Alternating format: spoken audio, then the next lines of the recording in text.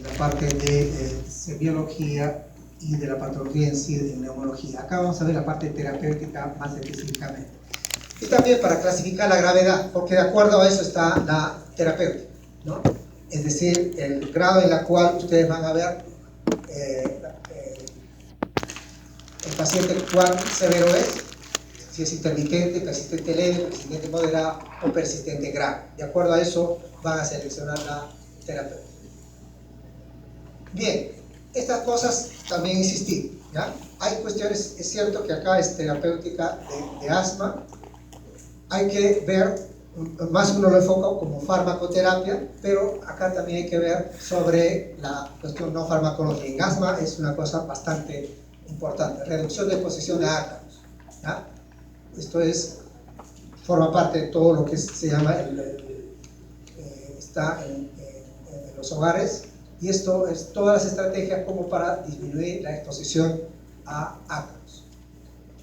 Usar forro para colchones de almohadas, lavar cada semana ropa y cama, evitar los rellenos de plumas, tener solo animales de peluche que puedan lavarse. Esas cosas tan elementales, hay que explicarlas. ¿Ya? Retirar la alfombra, guardar juguetes en armarios cerrados, aspirar y fregar el suelo, no barrer, levantar. Estas cosas tienen que detallarlas a los padres de familia, por ejemplo, de los niños en los cuales tienen asma. Recuerden de que la diferencia entre el trato de un médico y otro, todos han leído la misma guía de práctica clínica, y el que uno tenga mayor o menor éxito está en los detalles. ¿Qué cosa quiere decir? Que estas cosas las tienen que especificar una por una y explicarlas a los pacientes, a los familiares.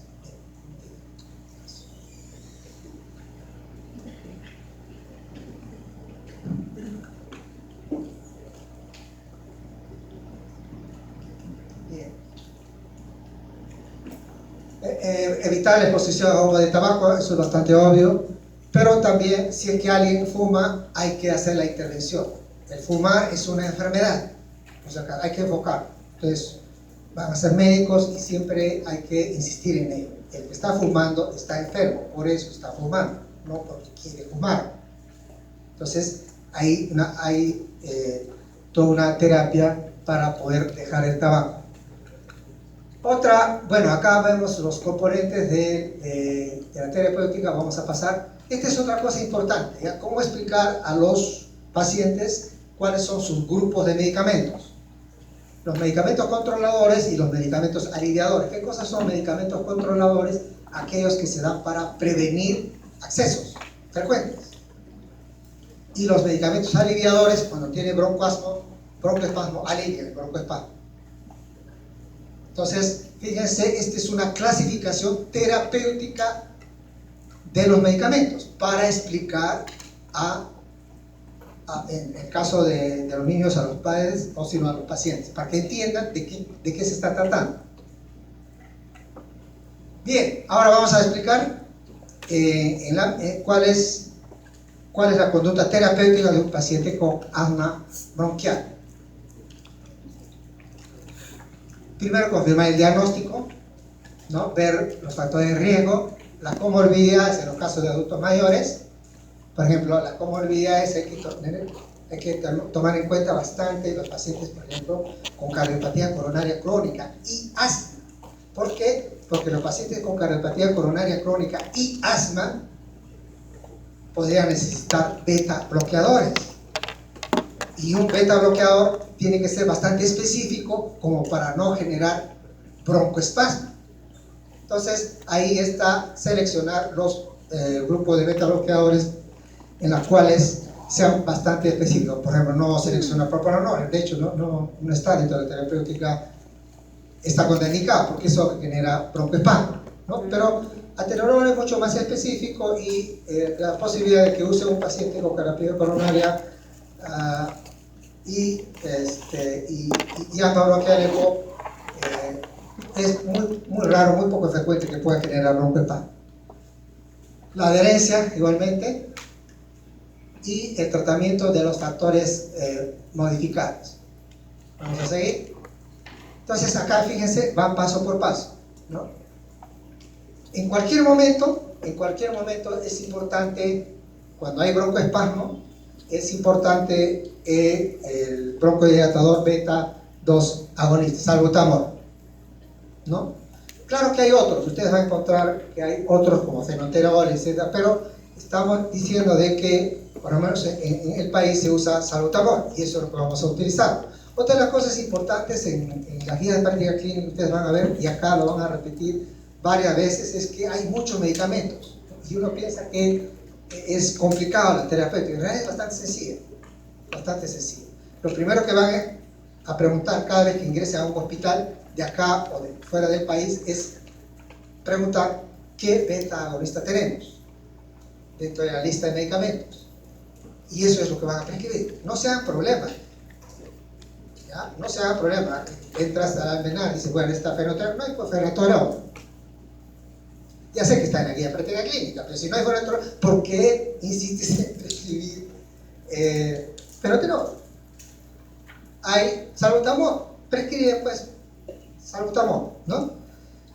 Paso 2, bueno, acá, entonces en cualquier momento, desde el paso 1 hasta el paso 5, es salbutamol, un aliviador, es decir, un beta-2 agonista, un broncodilatador. También en algunos casos, en realidad va a aparecer acá otra línea más, en la cual es posible como aliviador la asociación de fluticasona con formoterol. Pero acá dice formoterol, pero acá en el país y en esa hay salmeterol con fluticasona, los dos combinados. La guía dice formoterol, no te das problema. Si la idea es la asociación de un beta-2 agonista de acción prolongada con corticoide. Y se pregunta, siempre estamos diciendo, vamos a un hospital, preguntamos qué es lo que tenemos ahí y eso lo prescribimos. Eso hágalo de la manera más amable posible. No estén pidiendo cosas que no hay. ¿Ya? Sigamos entonces, paso 1, fíjense, a discreción. Paso 2, si es que acá por ejemplo entre el paso 3 y 4 puede mantenerse o incrementar la dosis, ¿ya?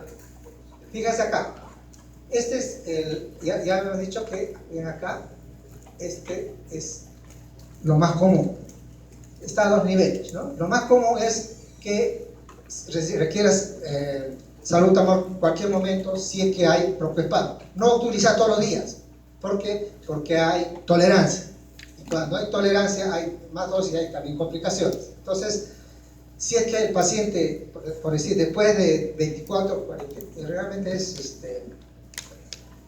más de 48 horas, sigue con broncoespasmo, ya no solamente es asma, una exacerbación, sino es estatus asmático, tiene que ir al hospital y otro es el tratamiento del estatus asmático, ¿ya? Entonces, aliviador, fíjense, y paso 1, fíjense, sobre los pasos 1, 2, 3 y 4, acá, el paso 1, si es que persisten y es frecuente las exacerbaciones, se agrega corticoide inhalatorio. Acá dice corticoide inhalatorio. No está diciendo algo, budesonida, fluticasona, no está diciendo algo específico, sino lo que tengas, ¿no? En el hospital, en salud, hay fluticasona inhalatorio, y eso es lo que hay. Y en salud, en MINSA tienen otro. Bien, igualmente acá los cambios de dosis, y recién en el paso 3 está beta-2 agonista de acción prolongada combinado con corticoide inhalatorio. Y fíjense, el paso 5 son otro tipo de terapias, anti-IgE, algunos fármacos que son antagonistas de los leucotrienos, etc. Paso 5, yo no puedo dar, ustedes menos, solo lo dan los neumólogos y especialistas en asma bronquial, porque probablemente el asma es bastante severa Y no es que no podemos darle porque estamos sin capacidad de darlo, no se trata de eso, sino si es que, por ejemplo, el paciente se complicara o hubiera algún problema médico legal, en la historia clínica tiene que estar, por ejemplo, dar estos anticuerpos antimonoclonales, tiene que estar administrado por el neumólogo. Lo que sí se puede hacer es que él lo administra y después, si pasa, en el caso de que ya se remita las exacerbaciones, pasa a atención primaria, médico de familia, nosotros podemos ayudar. ¿Ya? Pero no se olvide, es un problema aquí en el mundo de empezar con medicamentos muy sofisticados cuando no ha seguido las líneas de interconsultas. ¿Ya? Entonces, para todos los que no somos neumólogos, incluyendo médicos generales, médicos de familia, generalistas, ¿cómo se llama? Fíjense, le estamos quedando solamente con 2 fármacos. Primero, salbutamol, inhalador, como aliviador, y solo corticoides inhalatorios, paso 1, paso 2, si es que para prevenir exacerbaciones, y si es que siguen las exacerbaciones, agregar un beta-2 agonista combinado con corticoide inhalatorio. Fíjense acá, entonces, solo son 3 fármacos, nada más. Bien, sigamos acá. Entonces nos quedamos con esta parte inferior, ¿ya? Con la parte inferior en la cual es posible de que podamos tener más esquemático cómo tratamos un paciente a medida que las exacerbaciones son más frecuentes. Bueno, acá es ver en la medida, bueno, no se ve muy bien, es optimizar el tratamiento siempre y cuando siga con las exacerbaciones, y si es que un paciente prototipo, por ejemplo, ha ingresado primero por asma, con un diagnóstico de asma, a emergencia, después está dado de alta, viene al consultorio, esto que vamos viendo acá, y está con solo salbutamol, pero en la historia puede haber, en los 2 últimos meses, haber venido 1 o 2 veces nuevamente a emergencia. Entonces uno le prescribe corticoide inhalatorio, pero después persiste. Hay 2 posibilidades si que persiste. Uno, lo mandas al neumólogo para que él le prescriba beta-2 agonista de acción prolongada, salmeterol, estamos diciendo, y después vuelva hacia ustedes para seguir con el mismo tratamiento. Fíjense, uno deriva a un médico especialista no porque no sabe qué hacer, no se olviden eso, tengan en cuenta eso, sino porque sabe qué hacer.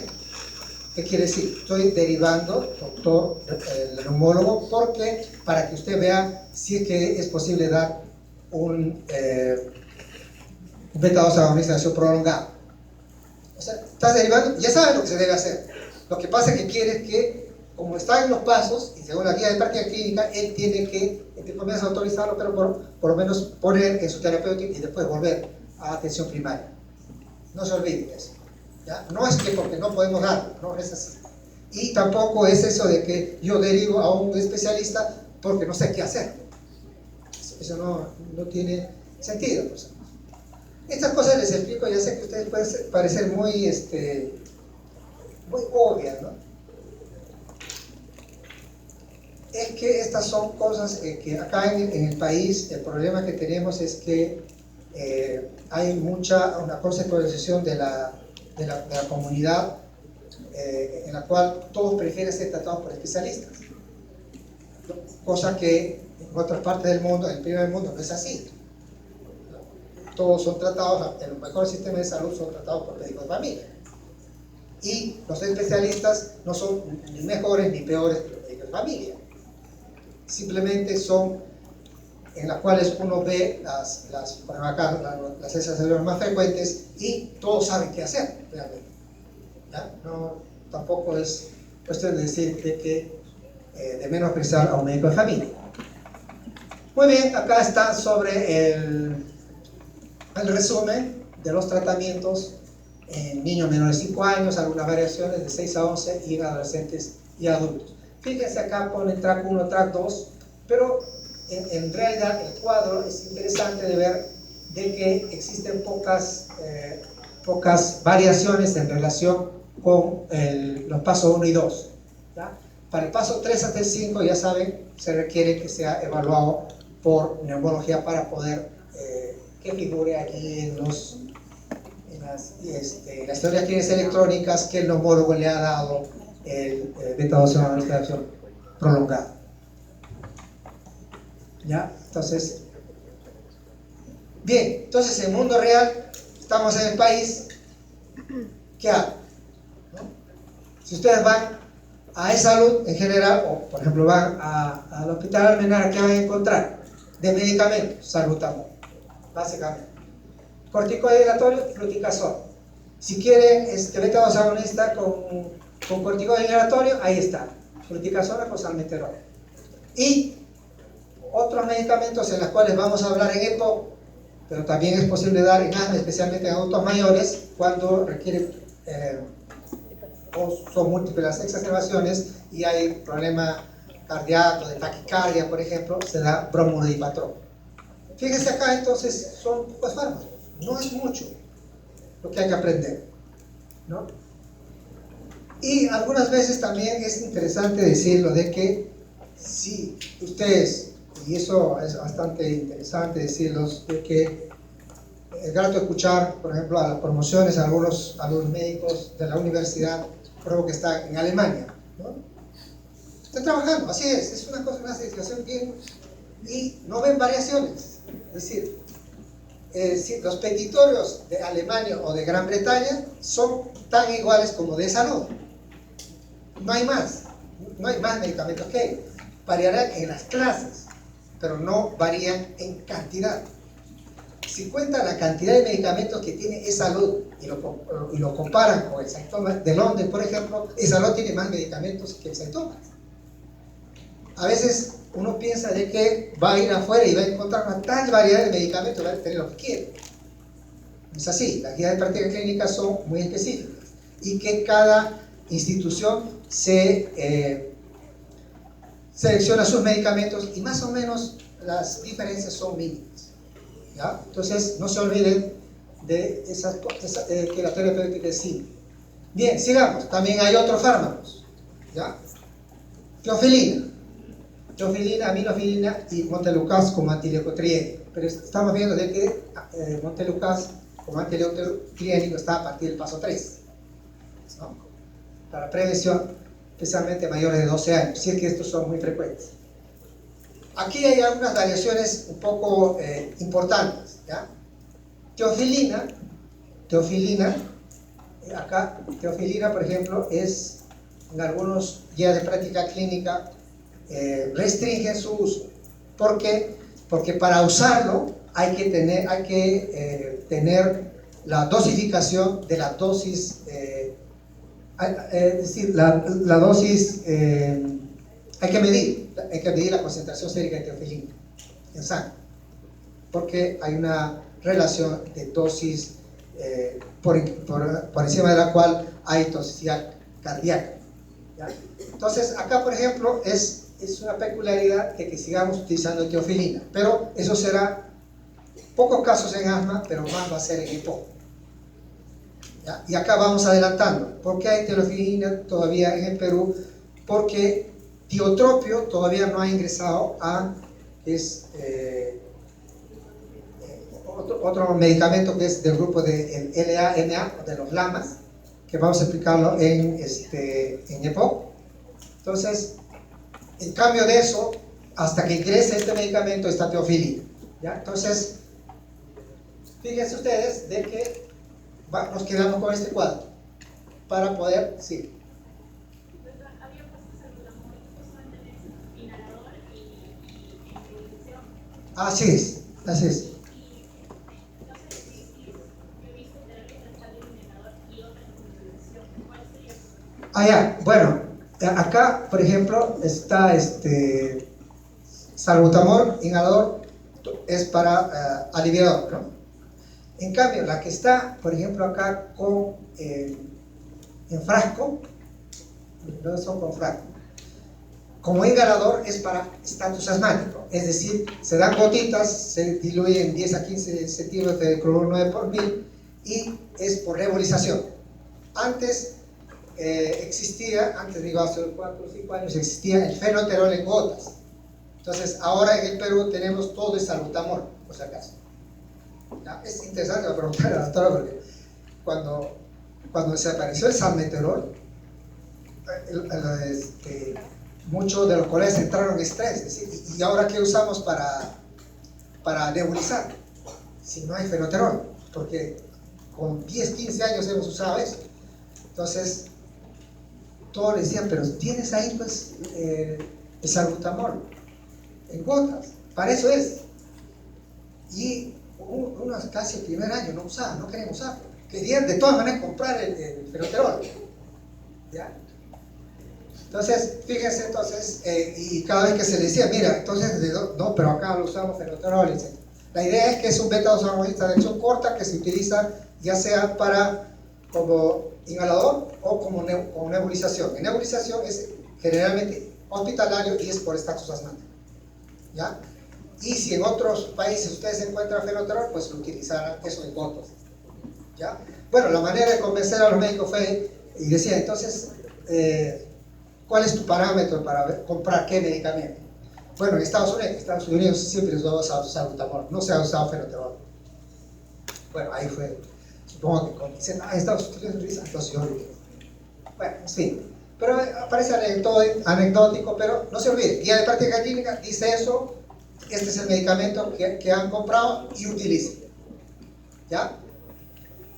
Bien, pero también hay caminos como para poder incluir otros medicamentos y toda una serie con las nuevas evidencias. Estos son la terapéutica ahora, ¿ya? 2022, 2023. Cuando ustedes vayan a prescribir dentro de 1, 2 o 3 años, pueden cambiar las guías, estén atentos. Si por ejemplo, esta es la guía GINA del 2023, para el GINA de 2025, vean primero, bueno, si quieren pueden leerlo todo, no hay problema, pero leanlo en qué ha cambiado. Primer punto. O sea, lean el artículo, ¿qué ha cambiado? No ha cambiado nada. Bueno, realmente sí hay cambios generalmente en cuanto a reacciones adversas, notificaciones, etc. ¿Ya? Pero ustedes siempre vean de que por lo menos ya tiene una guía de práctica clínica de las muchas que hay. Esto es MINSA, ¿ya? Ministerio de Salud. Fíjense acá, no estamos diciendo que uno es mejor que el otro. No, no es así. ¿Ya? Porque todos tienen los componentes que exige una guía de práctica clínica. Ahí está, en vez de fluticasona está beclometasona. ¿Hay una diferencia? No, son dos anticuarios y aleatorios. Puedes hacer uno u otro, ¿verdad? O budesonida. Y también está salmeterol con fluticasona, lo mismo. Bueno, está también teofilina. ¿Ya? Es cierto de que por lo menos algunos dirán, sí, pero nosotros guía de práctica clínica de primer mundo no hay teofilina. Es cierto. ¿Ya? Eso es cierto. Y hay una particularidad igualmente y hay que resaltar a ese respecto. Bien. La otra cosa que hay que resaltar muy enfáticamente que la terapia de asma es inhalatoria. ¿Ya? Creo que no es necesario insistir a ustedes porque antes en la farmacia existían en jarabe y en tabletas de salbutamol. ¿No? Entonces, el problema era de que, por ejemplo, los adultos mayores que con los dispositivos anteriores era un poco difícil entrenar el inhalador, entonces preferían la tableta o creían que era más efectivo los jarabes, por ejemplo. ¿Ya? Acá están viendo. Dosis equitativa de salbutamol oral o inhalatorio difiere en 40 veces en fluticasores inactivos porque sufre de efecto de pirepaso. ¿Qué quiere decir? Que en inhalatorio se da menor dosis, por lo tanto menos reacciones adversas. Eso hay que especificarlo. Quizá ahora ya sea bastante trillado decirlo, ¿no? Pero antes era un problema porque querían insistir en tomar pastillas o jarabe de estos medicamentos, estos principios activos. ¿Y por qué espaciador? El espaciador lo que hace es que, en realidad el problema acá es cuál es el tamaño de la partícula de las microgotas terapéuticamente eficaz. ¿Ya? Acá está las que se depositan en las vías aéreas de 1 a 5 micras. Si es menor, entra y sale, y si es mayor, se queda en el espaciador, aparece el espaciador. ¿Ya? Manejo de las exacerbaciones, la resoterapia, bueno, acá ya hemos visto. Acá es lo que preguntaba sobre estatus asmático. Estatus asmático difiere de todo lo que hemos dicho. Estatus asmático es el paciente que por más de 48 horas, a lo más de 72 horas, ha seguido todo el tratamiento tal como le han dicho, es decir, el aliviador, porque hay broncoespasmo, incluso algunos han seguido con sus corticoides inhalatorios y sigue el broncoespasmo. Entonces tiene que ser hospitalizado y su diagnóstico es estatus asmático. Y el estatus asmático allí difiere. ¿Por qué? Porque hay que dar por nebulización salbutamol. Salbutamol por nebulización y hay que dar corticoide endovenoso. ¿Ya? 2-3 días. ¿Ya? Y después, cuando sale de alta, se va suspendiendo los corticoides endovenosos y finalmente sale con la terapia de corticoide inhalatorio con un aliviador por medio. Entonces fíjense, y si es que el broncoespasmo sigue persistente, se agrega por ejemplo con uno de dipatrón.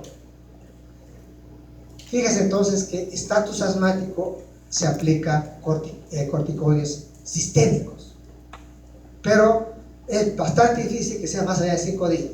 ¿Ya? Generalmente se controla con eso. En ningún momento hemos hablado de corticoides intramusculares ni nada por el estilo. No hagan ese tipo de cosas. No está en la guía de práctica clínica, no se hagan problemas. ¿Ya? Nadie ha dicho acá de que le aplican una ampolla, un corticoide de POL, y después es terapeuta mágica, esas cosas. ¿Ya? No se olviden que son espectaculares en economía, sí lo son, por si acaso. Ese es el problema. Por ejemplo, no están en las guías, aplican corticoide intramusculares y las exacerbaciones desaparecen. Ese mes no hay asma. Y los familiares o el mismo paciente se queda admirado. Oye, miren, es excelente. 3, 4, 5, 6 meses sin una intrusión. Entonces, eso es un problema bastante serio. ¿Ya? Entonces, acá no hay, en la guía de práctica clínica no hay nada sobre eso, no lo realicen. Y acá, en estatus asmático, hospitalizar al paciente, nebulizaciones con salbutamol, corticoide endovenoso, y si no, es agregarlo con bromuro de dipatrón. Asma fatal es una cosa muy rara, muy poco frecuente. ¿Ya? No, es decir, la mortalidad por asma es una cosa muy rara. Ya por eso que cada vez que haya muerte por asma es algo terrible, ¿no? Sale en el periódico, etc. Pero hace unos 10 años ocurrió un asma fatal en el hospital Angamos y fue por una reacción adversa, una alergia a un corticoide. Es decir, esa es de las cosas más extrañas que puede ocurrir, más rara, poco frecuente. ¿Ya? Bien. Y que un paciente vaya asmático, vaya a ventilación mecánica, todavía mucho más, muy raro. Y es bien difícil, porque imagínense cómo puede ser. Cuando un paciente va a ventilación mecánica, ¿no? Insuficiencia respiratoria. Pero si el paciente está en broncoespasmo, o sea, el radio, la luz del bronquio está disminuida. ¿Qué va a necesitar? Más presión.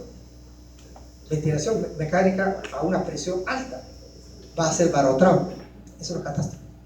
¿No? Es a los de UCI,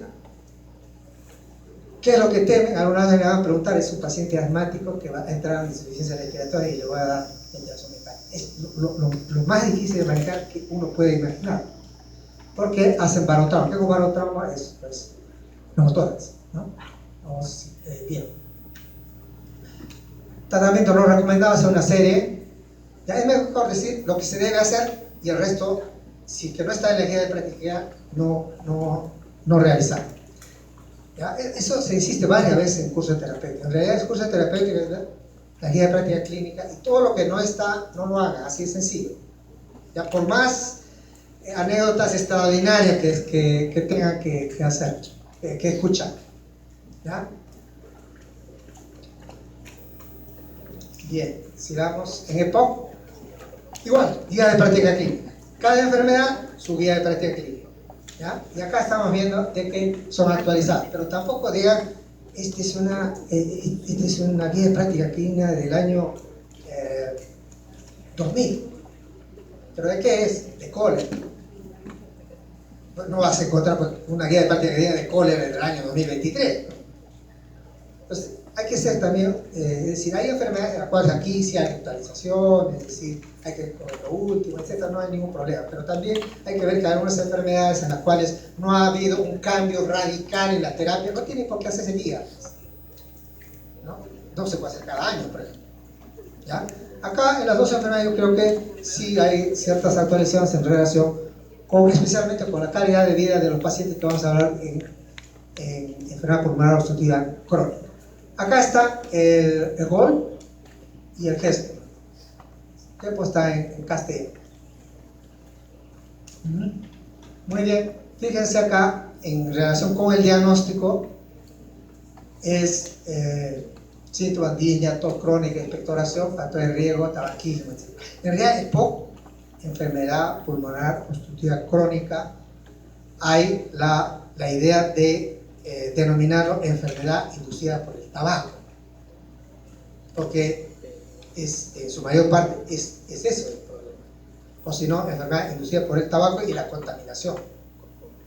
Yo sé que para ustedes les parece raro esa denominación, pero les hago un llamado a que con su generación cambie el nombre de la enfermedad. Dejen de llamarlo enfermedad EPOC, porque muy sofisticado, enfermedad pulmonar obstructiva crónica, nada llamativo, pero que no induce a la acción. Si hay una enfermedad en la cual es producida por el cigarrillo o por la contaminación ambiental, ¿cuál es el problema? Denomínalo enfermedad inducida por el tabaco y la contaminación ambiental. Es tan sencillo como eso. No es una propuesta, es más o menos de hace 10 años, ¿eh? Para cambiar la denominación de la enfermedad, por si acaso. Bien, el diagnóstico con espirometría. Es fácil para la generación de ustedes eso, hacer espirometría, medirla, ¿no? Para mi generación uno tenía que hacer interconsulta al neumólogo y te da una serie de citas prolongadas para hacer una espirometría. Acá no. Parte de la valoración geriátrica integral del adulto mayor es espirometría. No se olviden. ¿Ya? Entonces, también es para clasificación. Bueno, hay una serie que lo llaman de características, subtipos de EPOC que se hacen de acuerdo a los hallazgos de la frecuencia de ahogo que llamamos, o de disnea, y los hallazgos o las hospitalizaciones y los hallazgos de espirometría. Entonces, a eso lo llaman fenotipos. Bien, pero en realidad, pues eso es mucho más sencillo de poder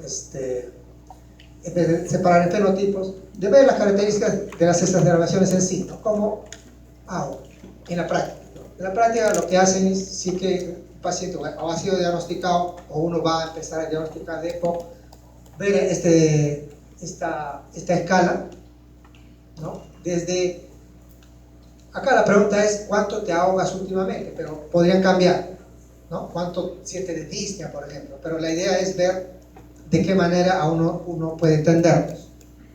Hay desde que hay ausencia de disnea al realizar ejercicio intenso a los que están en reposo y tienen sensación de ahogo. ¿Ya? Fíjense acá, de bajo o alto riesgo según el resultado de la espirometría, la disnea medido por estos 0,1, 2 a 4 y las exacerbaciones, con los ingresos hospitalarios. Y bajo o alto riesgo, ha ingresado muchas veces al hospital, ¿no? Y tiene disnea en reposo, entonces es de alto riesgo, y si no es de bajo riesgo. Fíjate entonces la terapéutica, ¿no? Desregulación tabáquica, ya hemos dicho, es parte de una intervención por psiquiatra, ¿ya? Adicciones, así se llama la especialidad, adicciones, ecuación terapéutica, actividad física, vacunación antineumocócica, COVID, ¿no? Las vacunaciones para tétano, difteria, pertusis, Bueno, déficit de eritromicina es una enfermedad hereditaria en la cual se requiere un tratamiento específico, pero es muy poco frecuente. Y el tratamiento farmacológico es con broncodilatadores, básicamente. Casi el mismo esquema que asma, pero donde más se utiliza los bromodipatrópicos, ¿no? O sea, los antimuscarínicos. ¿Por qué?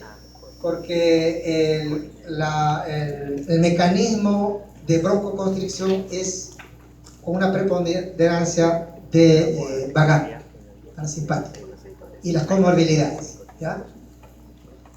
Y acá, dentro del alto riesgo, hay varios, ¿no? Pero básicamente la pregunta que le van a hacer ustedes, ¿dele oxígeno al paciente? Esa es la pregunta de la cual, y uno dice si le doy o no le doy, si comienzo o no comienzo, si le pregunto al neumólogo, y si le doy, va a comprarlo, y si le doy, ¿cómo hago para llevar, cómo hago para que el paciente obtenga su tanque y le den cada cierto tiempo o lo cargue, ¿no? Ese es, de hecho, contestar es la pregunta más difícil que me pongo. Entonces, lo que uno hay que saber para responder, hay que saber algunos hechos. Primero, que es si el paciente está con oxígeno, probablemente se va a quedar con oxígeno. ¿Ya? Es decir, que vas a dar 2, 3 días, 5 días y después le vas a quitar, bastante difícil. Que está en fase bastante avanzada de POM. ¿Ya? Y que si no hay trasplante pulmonar, de ahí no hay nada más. Ese tipo de respuestas son bastante fuertes, ese tipo de respuestas dan a los familiares. ¿Ya? Así que no es cuestión de decirle yo le doy oxígeno y soy el bueno de todo porque todo el resto le había negado. No, porque le da, o sea, el neumólogo, y que empiece todo el sistema de salud a proveerle de oxígeno. Pero los familiares, quizás el paciente debe saber de que la evolución de la enfermedad ya es avanzada. ¿Ya? Eso hay que ponerlo muy presente. Bien, este es un esquema que no está en el GOLD, pero está en la guía de práctica española, ¿ya? Que se parece al, ¿se acuerdan? De los pasos de asma, ¿ya? Que siempre está en la base, en vez de decir beta-2 agonistas de acción corta, está tratamiento del tabaquí, eso primero. Y después se pasó uno, monoterapia, doble terapia y terapia. Parece algo bastante complicado, pero ustedes ven de que en realidad acá, bueno, acá está beta-2 agonistas de acción prolongada, con corticoide incluido. Por si acaso, en el Perú existen beta-2 agonistas de acción prolongada más corticoide inhalatorio. No existe beta-2 agonista solo. ¿Ya? Recién hace unos 2 años apareció solos, pero hace 15 años también estaban solos beta-2 agonistas de acción prolongada. Pero actualmente están los dos, ¿ya? Por lo menos en el país es los dos, y acostúmbrense a manejar mejor el frasco que contenga los dos, ¿ya? Porque para usarlo solo hay que ver riesgo cardiovascular, y como uno no se hace problemas, mejor los dos, ¿ya? Porque la dosis es menor, o sea, hay interacción, hay un efecto aditivo de corticoide con beta-2 agonistas cuando están combinados. Y acá dice LAMA, ¿no? Son antimuscarínicos de acción prolongada, no hay todavía en salud, ¿no? Y ETSI está evaluando para ver qué ingrese, ¿ya? Entonces, en esa parte, por ejemplo, uno dice de que pudiera manejarlo solamente con la asociación beta-2 agonista de acción prolongada con corticoide inhalatorio. A eso se reduce todo el cuadro, sin lamas, ¿ya? Y CEI es corticoide inhalatorio. Bien, este es el tratamiento inicial y ajuste: ajustar, revisar, evaluar, síntomas, líneas de observaciones. Hay que evaluar técnicas de uso de inhaladores, tratamiento de las comorbilidades, manejo no farmacológico. Eso es decir, terapia pulmonar. Y ver si es que puede disminuir o aumentar la dosis. Ya, acá están unos rasgos importantes en EPOC. Bueno, es deficiencia de antitripsina, es una enfermedad, ya hemos dicho,